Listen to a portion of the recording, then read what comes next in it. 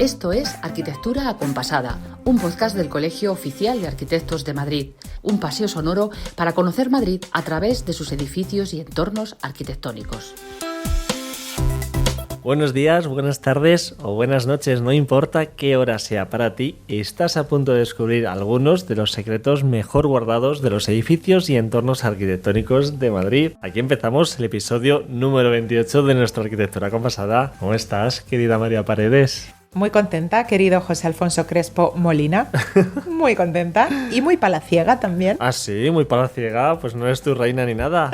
Cuéntame, ¿por qué tanto lujo palaciego? De verdad, pongan un amigo en su vida como José. Esa es la recomendación que yo hago a cualquiera que desee ser feliz. Y otra recomendación que yo hago es visitar el Palacio de Borgueto, que por aquí iba yo con lo de palaciega. Claro.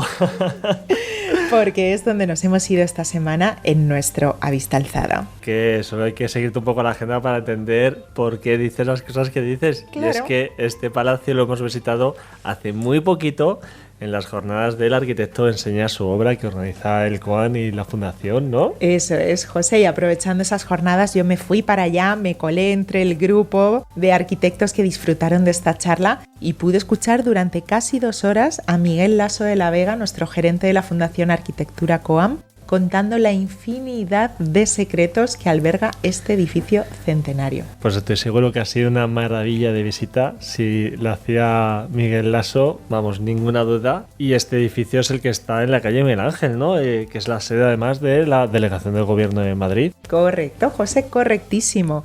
Pero es que antes de eso, de ser la sede de la Delegación de Gobierno, no te imaginas tú la infinidad de usos que ha tenido desde que los marqueses de Borgueto lo vendieran. Hasta llegó, fíjate, a ser sede de la Embajada de Japón. Y estuvo tomado también por los anarquistas antes de la Guerra Civil.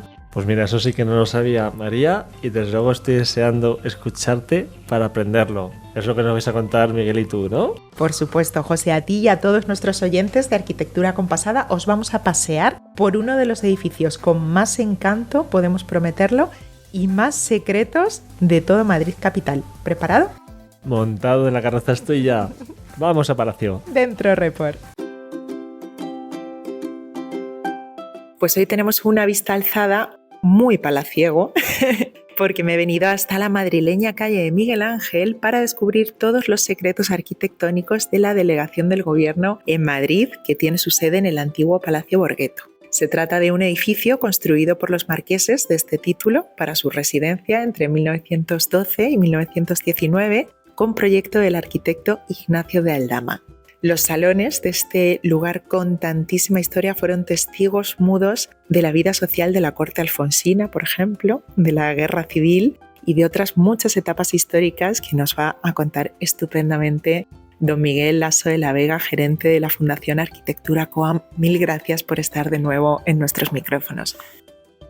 Mil gracias a ti, María. La verdad, un placer, como siempre, estar con vosotros en este podcast, ¿no? Sí, lo has contado fenomenal. Se ha hecho un resumen estupendo, ¿no? Realmente es un palacio que, bueno, pues vive nuestra historia más reciente, ¿no? Desde hace 100 años, ¿no? Básicamente 100 y pico años, ¿no? Que tiene ya de historia este edificio. Le tocó, por tanto, vivir, diríamos, casi el esplendor de esa corte de Alfonso XIII, en cuanto a que los propietarios, los marqueses de Borgueto, eran personajes muy bien posicionados en esa corte, en esa sociedad, ¿no? Y luego, bueno, pues le tocó la República, la Guerra Civil, luego fue embajada de Japón y también con una historia apasionante en cuanto a que el embajador de Japón, y bueno, pues no solo era un fantástico coleccionista de arte, muy implicado en la vida sociedad madrileña y española del momento, sino que desde aquí, desde este palacio, dirigió una red de espionaje, ¿no? Una red de espionaje que estaba conectada, sobre todo con Estados Unidos, donde mandaba a ciudadanos españoles, con incluso para algunos pudieron tener también conexiones con los propios políticos españoles, ¿no? Aunque eso nunca se ha podido llegar a aclarar, pero que trataba de alguna manera de obtener información fundamental para lo que era el proceso de la guerra, ¿no? De la Segunda Guerra Mundial. Y luego, bueno, pues ha sido organismo oficial, ha sido del Instituto Nacional de Previsión, ha sido de la Diputación Provincial de Madrid, Comunidad de Madrid y al Ministerio de Interior, hasta ser hoy la Delegación del Gobierno en Madrid. O sea que es un edificio que ha vivido por estos salones, por estos espacios, una gran parte de esta historia reciente. Apasionante, sin duda, lo que sabrán estos muros, lo que callarán también. ¿En qué salón nos hallamos ahora mismo, tú y yo, en modo palaciego? Sí, bueno, pues estamos en el vestíbulo, lo que sería el vestíbulo del palacio, ¿no? Que se conserva bastante bien. Todo lo que es la planta baja del palacio, del antiguo palacio, se mantiene, ¿no? Lo que era la zona, diríamos, de recepción, la zona más pública, ¿no? Es el vestíbulo del que arranca lo que sería la escalera principal, una escalera de 1,60 metros de ancho, de mármol, con su barandilla de forja de hierro en lo que serían los barrotes, los balaustres, y toda la barandilla de bronce, ¿no? O sea, una escalera, diríamos, muy lujosa, ¿no? Parte luego se ha ido transformando y hay algunas modificaciones en la parte superior, pero lo que es la entrada, la traza inicial, pues la conserva tal cual, ¿no? Vemos en esta sala, bueno, pues sus pavimentos de mármol blanco que conserva, sus molduras en los techos, ¿no? Y desde aquí pues se va dando acceso a las distintas habitaciones principales. Tendremos acceso a lo que llamaban el hall, que fue un patio que terminó por cubrirse porque era un patio en toda su altura, cubierto, acristalado arriba, pero decidió en un momento determinado utilizarse como distribuidor. Desde ahí se da acceso a lo que es el jardín, con su salita separada por columnas. Está inmediato también lo que sería el salón, ¿no? Que muchas veces hizo función de salón de baile, ¿no? También con un gran balcón y columnas hacia lo que sería el exterior, ¿no? El gabinete chino, tan interesante, ¿no? ¿El gabinete chino qué es?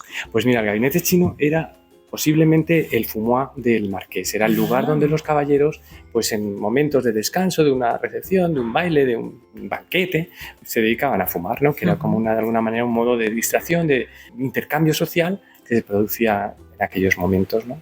Y tiene decoraciones, bueno, pues orientales, porque en esos finales del 19, principios del 20, se puso muy de moda tener unas estancias con ese tipo de decoración japonesa o china, ¿no? Puertas lacadas con motivos orientales, techo con armadura, con esculturas de urogallos, ¿no? Es una habitación que nos devuelve o por lo menos nos transmite, bueno, nos devuelve aquella época y nos transmite ese gusto oriental que tenía la sociedad de ese momento. Y que sucede antes de que se instale aquí el embajador de Japón, ¿no? Curiosamente, Por supuesto, sí, que siempre da equívoco, sobre todo sin haberlo estudiado.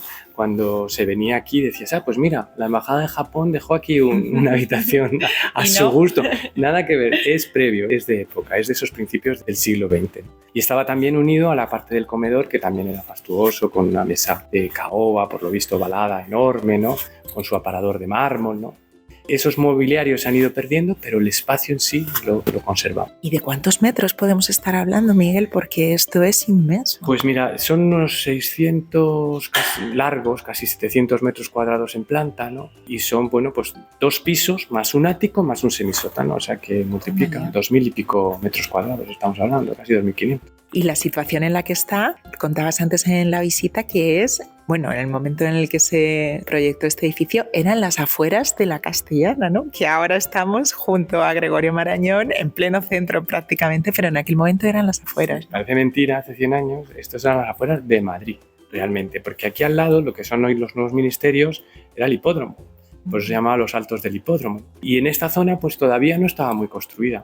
Era todo el borde de la Castellana dedicado a lo que era construcción de palacetes, porque en el plan Castro se pensó que estuviera dedicado a lo que eran las familias más aristocráticas. Cuando esos bordes empezaron a llenarse, el propio borde de la Castellana, pues hubo que empezar a ocupar los aledaños, ¿no? Entonces bueno, pues en el momento que lo construyeron los marqueses, aquí había muy pocas cosas construidas, lo cual pudo comprar un par de solares y bueno, pues ir poco a poco animando la construcción. Y muchos de estos salones a día de hoy tienen uso de sala de reuniones, ¿no? Para el trabajo de nuestros dirigentes. Sí. Hoy son salas de reunión, despachos de los distintos departamentos en los que se divide la delegación de gobierno, que al final es casi como el Estado en pequeñito, ¿no? Es todas las representaciones del Estado en las distintas comunidades autónomas, pues tienen que replicar que sean casi los ministerios, ¿no? O sea, que tienen secciones, los distintos ramos, ¿no? Diríamos, ¿no? Con lo cual es un pequeño estado, ¿no? Entonces, bueno, pues hay despachos para las diferentes secciones, salas de reuniones, hay una sala de juntas que se conserva de la época de la Diputación Provincial, es decir, de los años 50, y que, bueno, pues conserva también todavía ese carácter, ¿no? Incluso en el mobiliario, te habrás fijado, María, ¿no? Sí. Las sillas, el estrado, el lugar donde se colocaba la prensa, ¿no?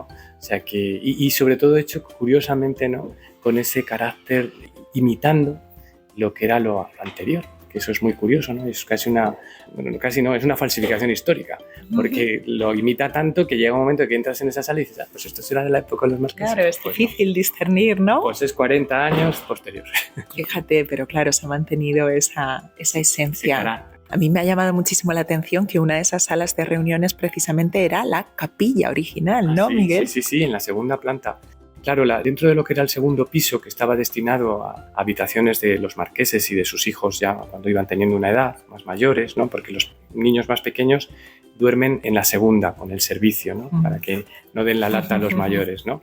Y entonces en ese piso que todavía tiene un cierto carácter no público, pero semipúblico, ¿no? En cuanto a que invitados un poco más cercanos podían subir, pues claro, allí, por ejemplo, pues podían asistir a oficios religiosos en la capilla o reunirse en lo que era el patio, que ese patio sí que estaba cristalado y tenía doble altura, ¿no? Y era como un invernadero lleno de plantas, ¿no? Era una zona casi un jardín interior, ¿no? Es un poco como se concibió y además se le llamaba el patio andaluz, porque estaba todo rodeado de azulejos y tenía como un fontín también, como en medio, imitando una fuente, ¿no? No en vano ellos eran andaluces, ¿verdad? Era andaluz, la mujer era andaluza, o sea que era, vamos, el lugar seguro donde se encontraría más a gusto. Y ahí al lado pues estaba la capilla, el oratorio que siempre había en estos palacios, ¿no? Que de hecho se hacían cosas, bautizos, por ejemplo, aquí se casó una de las hijas de los marqueses también en esa capilla, o sea que luego se celebró aquí en los salones, entonces se quedaba todo en casa, ¿no? Y la capilla, bueno, pues conserva también un poco lo que sería la estructura y algunos elementos propios de la decoración. Es tan fascinante la historia de este lugar que incluso durante la Guerra Civil es confiscado este palacio, ¿no? ¿Por quién? Sí, confiscado por la CNT, por los anarquistas que lo van a ocupar, como ocuparon muchos edificios en Madrid, muchos de estos edificios además pertenecientes a familias ricas, ¿no? Burgueses, nobles, y entonces, bueno, lo destinaron pues de alguna manera para ocupación de lo que era el sindicato de actores. Entonces el palacio anexo a pegado, adosado, que es el Palacio de los Duques de Sotomayor, era realmente un hospital, diríamos un lugar de reposo para los anarquistas, ¿no? Tenía una checa abajo, ¿no? En los sótanos ese palacio, ¿no? Mientras que se cree que era más un lugar casi de diversión, ¿no? Un lugar pues de baile seguramente, ¿no? Un lugar donde si venían de otros lugares pues residían aquí, ¿no? Entonces, claro, bueno, habría que ver el uso que hicieron de muchos de los muebles, pues habría que ver, seguramente muchos quedaron destruidos, también fue el momento de la guerra, los inviernos serían duros, no había carbón, habría que quemar muebles para calentarse, pero, claro, ¿no? Pero lo interesante también es que esto llega un momento, Buenaventura Durruti, ¿no? Este famosísimo anarquista, ¿no? Y se instala en este palacio y lo convierte en su cuartel general. Va a ser unos meses porque Durruti murió no mucho después, ¿no? Pero bueno, tiene esa historia, ese testimonio, ¿no? De haber sido un lugar donde estuvo este famosísimo anarquista. Pues todo ese sabor de la historia traspasa cuando uno está aquí, así que muchísimas gracias por habernoslo enseñado tan bien, Miguel Lasso de la Vega, y nos quedamos prendados de este edificio y de toda esa maravillosa historia que alberga. Pues muchas gracias a vosotros y hasta la próxima ocasión cuando queráis. Pero bueno, de cuántas cosas nos hemos enterado, que el Palacio de Borghetto fue incluso el centro de toda una red de espionaje internacional. ¿Cómo te quedas, José? Una de espías. Pues ¿cómo voy a quedar si nuestra arquitectura compasada, más que un podcast, a veces parece una película? Totalmente. Sobre todo porque tenemos guionistas tan maravillosos como Miguel Lasso de la Vega, que pasó un año recabando toda esa información para este estudio maravilloso que ha completado sobre el Palacio de Borghetto, que nos ha contado así de bien. Como decía antes de escuchar el reportaje, un privilegio, desde luego, y para todos aquellos a los que os haya picado la curiosidad, que sepáis que el Palacio de Borghetto no se puede visitar libremente porque tiene una actividad política diaria, pero desde el COA, desde el Colegio Oficial de Arquitectos, sí que organizamos de vez en cuando alguna visita, por ejemplo, en nuestra Semana de la Arquitectura. Eso es, y de momento lo que podéis hacer cualquiera de vosotros, eso sí, es fijaros en la fachada imponente de este palacio, que tiene un balcón monumental enmarcado entre dos pares de columnas. Y ya sabéis, está en el número 25 de la calle Miguel Ángel, en pleno centro financiero de Madrid. Para cuando estéis paseando por allí, que os fijéis en él. Que os fijéis en él y os pongáis el podcast para escuchar las explicaciones y os podáis imaginar pues esa actividad y esos espacios interiores. Esto sí que es viajar en el tiempo. pues ya hemos llegado a esta gran sección que se llama Secretos del Koan, en la que hoy vamos a hablar sobre una importante y provechosa jornada que va a tener lugar la próxima semana y que lleva por título Aquí hay trabajo. Eso es, y para contarnos en qué va a consistir esta jornada recibimos ya con muchísimo cariño a María Garcés, arquitecta y responsable del área de servicios al colegiado. Bienvenida, María. Muchas gracias a los dos.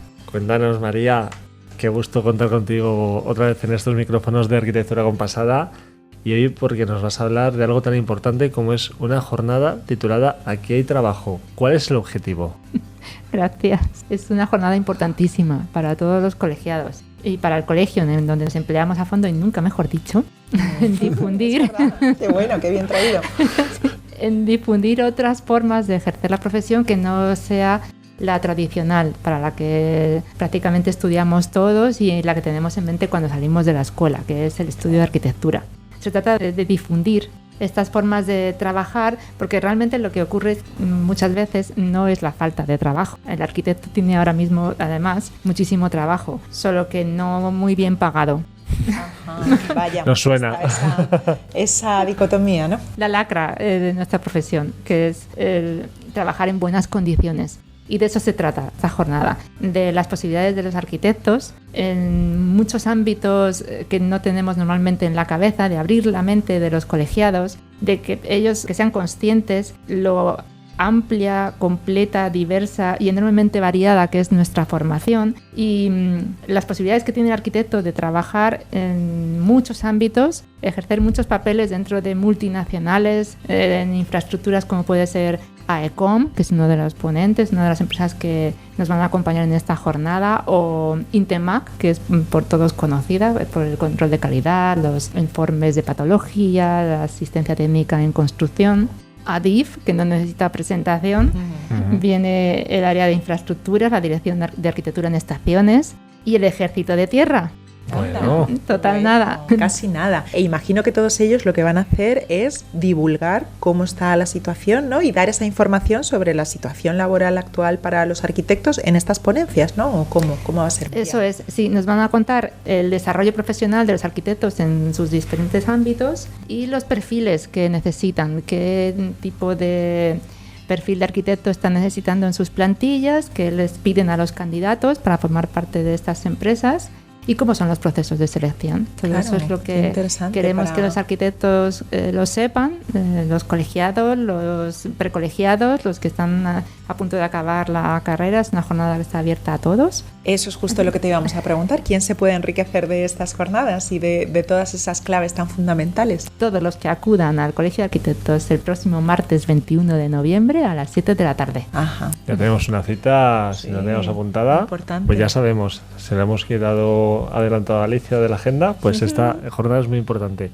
Y cuéntanos, María, hablabas de cuando salís de la carrera, todo el mundo está pensando en un estudio de arquitectura, pero ¿qué otras profesiones ejercéis los arquitectos y no se imaginan?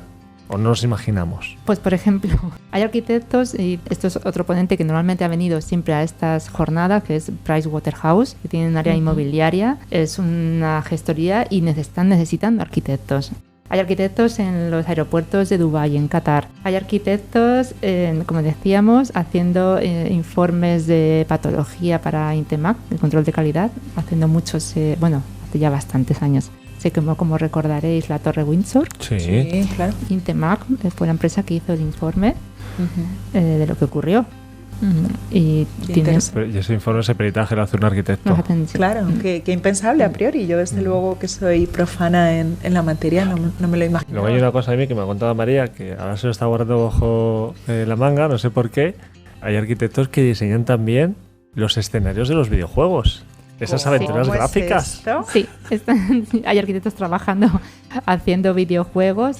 Pixar está pidiendo arquitectos para sus películas también. Uy, ¿pero por qué? Porque claro, al final el plano tienen que proyectar un edificio real, imagino, ¿no? Eso es. En Origen, en la película, tenéis en mente, fueron arquitectos los que diseñaron esos espacios oníricos. Anda. Locos. Qué bueno. Jamás lo hubiéramos imaginado, ¿verdad? Cabezas de arquitectos. No tenía ni idea.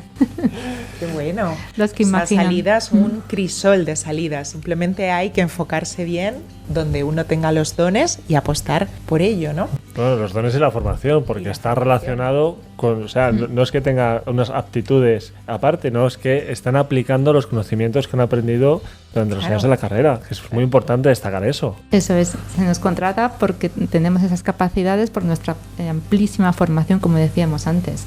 Idealista, en el área de Big Data, también tiene contratados arquitectos para leer esos datos, para lo cual también estamos capacitados los arquitectos. Anda, para el Big Data. Sí. Es que hay mil de opciones que nadie podíamos sospechar. Y María, ¿desde cuándo se hace esta jornada tan interesante? ¿Cómo han sido las otras ediciones? Es ya la 4ª edición. Las 3 anteriores se asociaron a la Semana de la Arquitectura.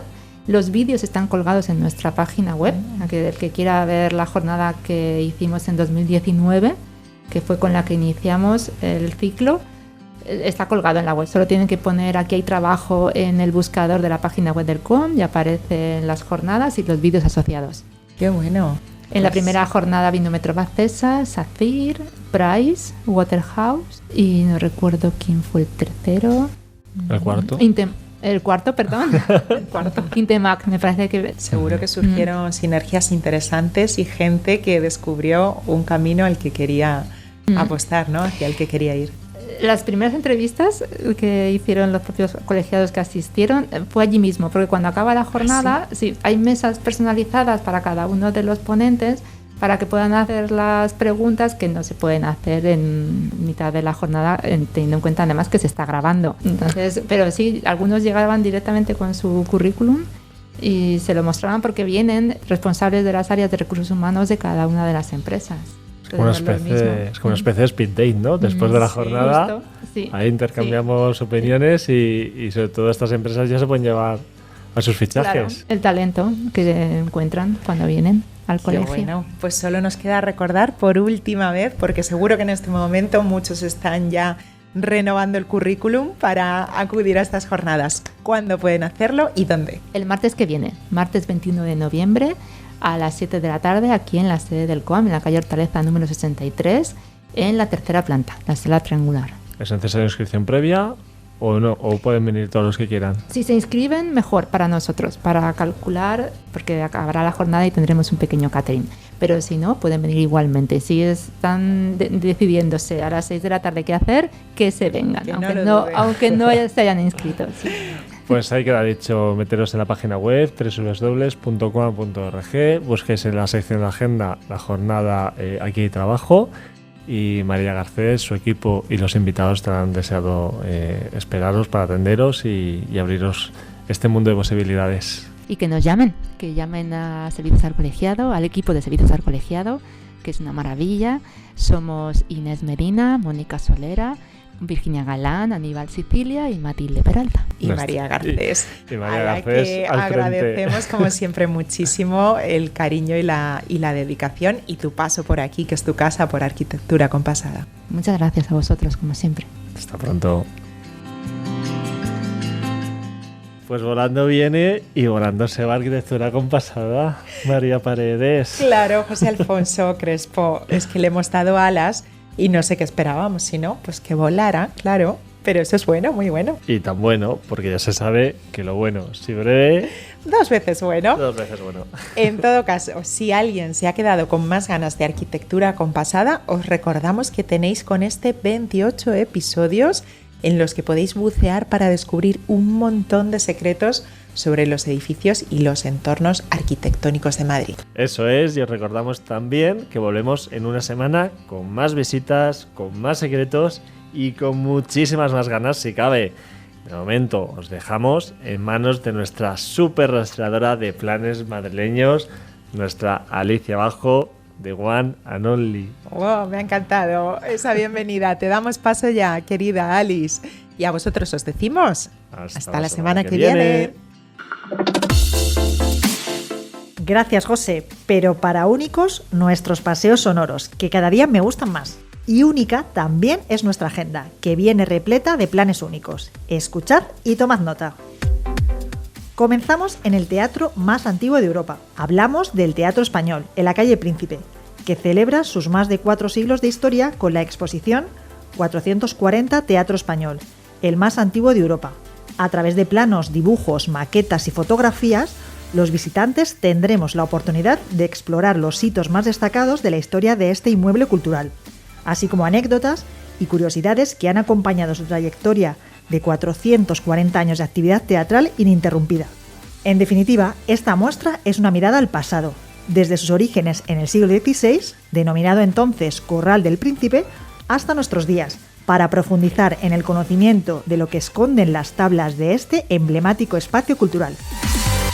Y hoy traigo también una propuesta familiar. La Asociación Cultural Espacio Bellas Vistas organiza el sábado por la mañana el taller Un barrio marino, para dibujar y pensar Tetuán a través de la memoria del agua, con María Tula, conocida en redes como Mirar Dibujar, y Luis de la Cruz. Esta iniciativa propone, a partir de historias y fotos antiguas, reflexionar sobre la memoria del agua en el barrio y, dibujando con tinta, acuarela y agua, imaginar y construir diferentes futuros en los que el agua vuelva a tener su lugar en Tetuán. En el perfil de Instagram de la asociación, Espacio Bellas Vistas, todo seguido, tenéis la info para apuntaros. Miramos ahora la agenda del COAN, que viene cargadita.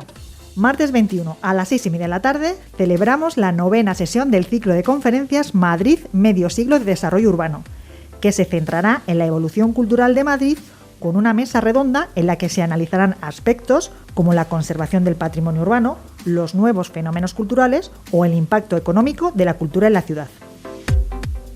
La semana próxima también hablaremos de arquitectura contada por arquitectos a través de la pintura, el color, las flores y la interacción de espacios arquitectónicos efímeros. Será el martes 22 a las 7 de la tarde en la segunda sesión del ciclo Arquitectura para Jóvenes, que lleva por título Arquitectura Convergente. El jueves 23 a las 6 de la tarde tendrá lugar la presentación del libro Francisco Cabrero, El viaje a Italia. Editado por Iñaki Bergera, la publicación incluye fotografías realizadas por Cabrero, inéditas en su mayoría, junto con textos de Angelo Maggi, Iñaki Bergera y María José Aldea, a propósito del particular viaje iniciático a Italia que realizó Cabrero unos meses antes de obtener el título de arquitecto, y que, según la historiografía de la arquitectura moderna española, impactó en su trayectoria posterior. Y una hora más tarde, a las 7, retomamos en Hortaleza 63 un ciclo del que hemos hablado en el episodio 14 con su comisaria Eva Hurtado, y que a mí me gusta especialmente. Es el ciclo Arquitectas. En esta sesión conversaremos sobre las profesionales que han orientado su dedicación principal a la universidad y a la investigación, y que quiere ser un tributo a aquellas primeras mujeres que unieron arquitectura y universidad. Y hasta aquí las propuestas culturales de Arquitectura Compasada, que también puedes consultar en nuestra página web www.coam.org. Hasta la semana que viene. Has escuchado Arquitectura Acompasada, un podcast del Colegio Oficial de Arquitectos de Madrid, un paseo sonoro para conocer Madrid a través de sus edificios y entornos arquitectónicos.